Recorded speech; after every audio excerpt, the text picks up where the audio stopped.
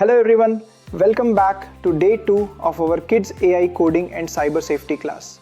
I am very happy to see you again. In day 1, we learned about computers, binary, hardware and software. Remember, CPU stands for Central Processing Unit, the brain of the computer. We also learned that AI can help every profession and that staying safe online is our number 1 rule. Great job on your day 1 homework. Today we learn about artificial intelligence or AI. It's not magic, it's smart technology made by humans that learns patterns to help solve problems. Imagine you show a child many pictures of cats. White cats, black cats, big and small.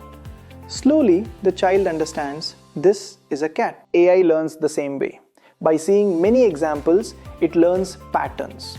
Then, it can recognize a new cat just like you do. AI is already around us. When YouTube suggests a video you might like, it's using AI to learn from what you watched before. When Google corrects your spelling or finds the best answer to your question, that's AI helping you find information faster. Voice assistants like Siri or Alexa use AI to listen, understand and respond to your voice. They are your smart digital helpers. Even Google Maps uses AI to find the fastest route and avoid traffic so you can reach your destination on time. So AI is like a smart student that learns from data.